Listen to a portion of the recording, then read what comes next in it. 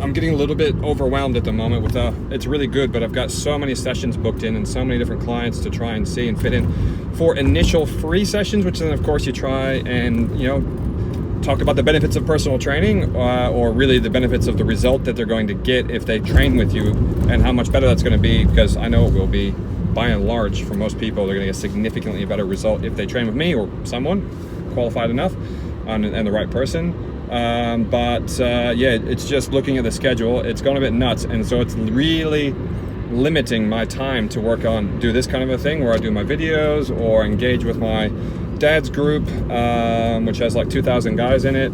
I'm still doing it, it's just, the time's just getting tighter and tighter, and so now I'm just starting to look at my schedule going, oh shit, where the hell am I going to fit doing that stuff in, because I really want to do it, and I know that's the future for me. A significant part of the future for me of what I want to do is to continue working in the online space, because it's amazing, because then you can work with people all over the world, and it doesn't matter, barriers don't matter as far as distance traveled, and it's all immediate, and it's videos you can do and they can watch them at any point in time they want, rather than personal training, which is great, but my schedule has to match a client's schedule at some point, so there's a crossover there, and they obviously have to be in my area, and we obviously have to be at the same place, same time, so there's a lot of benefits to the online thing. So anyway, so I guess I'm just kind of struggling at the moment. Not struggling, it's probably the wrong word, but just with my priorities. I know where my priority is, which is first building up my client base back up to a good level after having not done it for a very long time, and then I know second to that is then the online stuff. It's just I'd want to keep them going in tandem, and I'm just noticing that I'll say struggle, because that's the word I've been using. It's a bit more of a struggle now, trying to get those and keep those times, what we might call protected time, as they do with any kind of good time management course training that you would do. Having protected time is so important, and a guy named Brendan Burchard has a cool thing called PQO, which is about how to be efficient and effective and get what you want with your time. And PQO stands for productive quality output. And so what he likes to call it as is, what's the one thing, or maybe two things, or maybe up to three things, probably not much more than that, that you need to produce in order to get the result that you're after. And so, for example, for me, the quality output that I need to produce is quality content, such as doing these videos, doing challenges in my group. I guess the engagement piece is big for me, engaging with my community, and producing content of high quality. So those are the couple of things that I'm really working on that side, and that has been very helpful. So I highly recommend you looking at that. And the hair is looking a little bit less again today. Amazing. And so, yeah, the productive quality output. He's got a book called High Performance Habits. I highly recommend. I've read a lot of books / listened to a lot of audiobooks lately, because who's got time for just sitting down and reading, right? But listened to a lot of audiobooks recently, and I mean, I'd say somewhere in the neighborhood of 10 books I've read so far, which isn't tons, but for 6 months or so, that's how many books I've gotten through, roughly. It's definitely been the best book out of the lot, because it's agnostic to anything that you want to do. It's like, if you want to perform better in anything you want to do, here's the key stuff that he goes through, and there's some uniqueness to that. There's some overlap with stuff like Tony Robbins kind of stuff, and some other personal development guru type people, but it definitely has some uniqueness to it, and it's got a lot of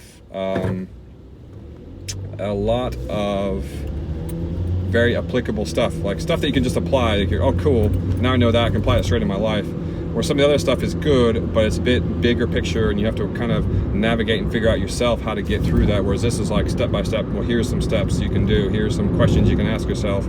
Here's some actions you can take in order to get there. So there's that.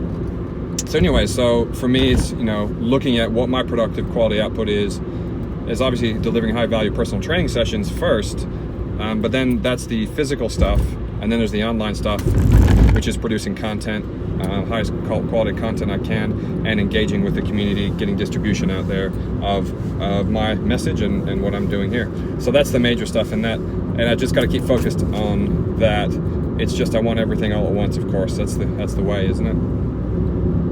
want everything all at once. I mean, I want to hit the numbers I want to hit for my personal training, be really happy with the type of clients that I'm training, the goals that they're working on, and that aligns with like where I'm at with things, and then be able to shift also, consolidate that time and then shift into the online stuff more, so I have more time for that. Because at the moment, if a client cancels or reschedules, or I got a half-hour block here, an hour block there, it's pretty inefficient, but I'm using that time as best I can figure at the moment to, when I'm at the gym, to like just put some headphones in, look at my next task I gotta complete, and then go find a quiet spot somewhere and just work on that for a while.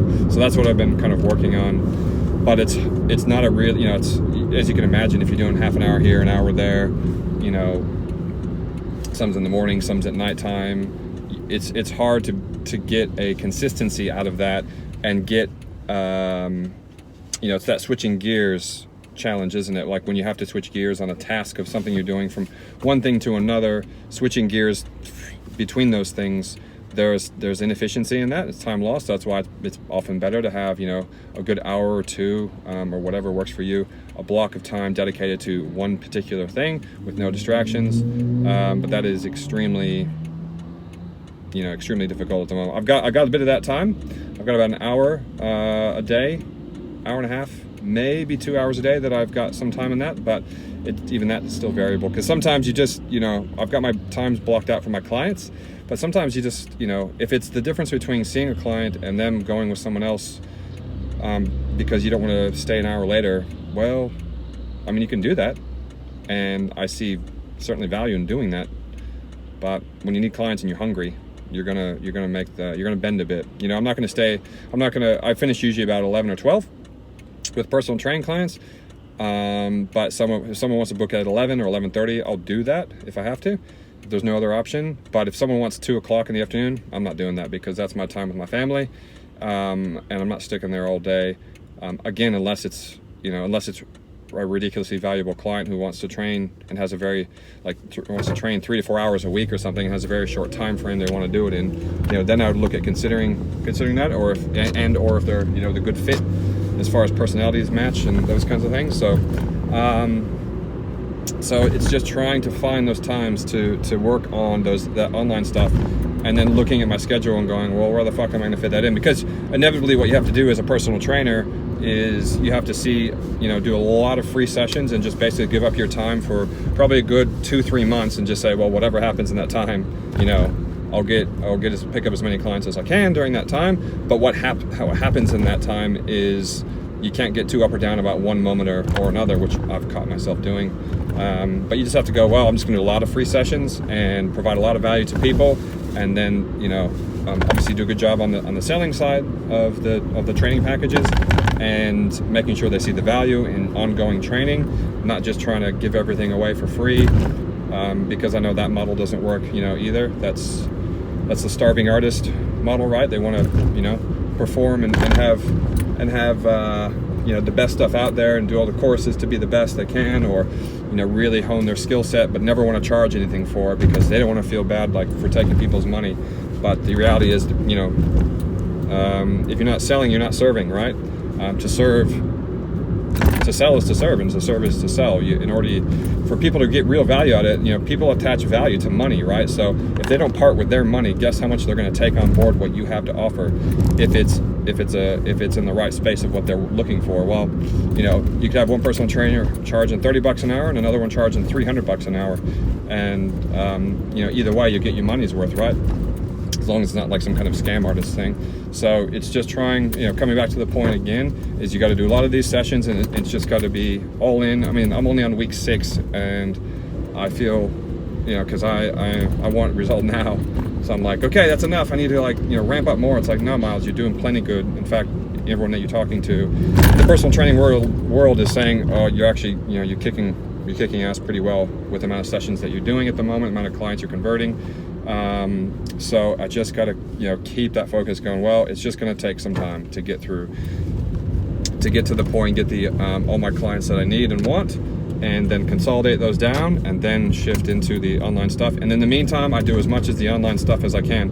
One of the things I am doing at the moment is I'm trading time with services with one of my clients who I've picked up recently, who I've known for a while, and she has a skill set in some social media stuff. So she's helping out with taking some of my content that I produce, breaking it up into smaller bite-sized bits, and then helping me to distribute it out into my various platforms, which I need a lot of help in that. And then in return, I give her personal training sessions. So that's a good way and a good strategy in order to make sure I keep that momentum going of the online stuff. So although it's less than I'd like it to be, it's not. Although it's less than I'd like it to be, I don't want to stop and just say, no, I'm not doing anything for a while, because it's becoming more of a part of me now. Like 6 months ago, I would not do a video like this. 6 months ago, I would have said, oh no, I need to be under the right light, and I need to have a script about what I'm going to say, and all those kind of things. And there's still obviously certainly value in that. But the reality is, like, this is the time I got. Like, I've got this time in the car, which is, I was kind of even hesitant recently to do this, but I was like, well, this is what I got, and I can talk in the car. And I'm otherwise, although I'm still doing valuable stuff, I'm listening to podcasts and those kinds of things. I'm moving over to the application side and going, okay, I just need to do and apply stuff and see what sticks and see what works. So, it's just keeping that in mind, that I can still do online stuff and find ways to make that work for now as much as I can. But knowing that, my priority is first getting my personal training clients. It's not a priority if I stop doing that and go to the online stuff and, suddenly I'm the starving artist and I don't have any money to, support my family and what they need.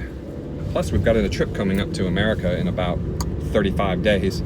So I got to make sure, we're up to speed as much as we can with that, because we're away for a month back overseas there. So, yeah, that is it for today. I'm nearly home. So thanks for joining. Talk to you soon. Peace.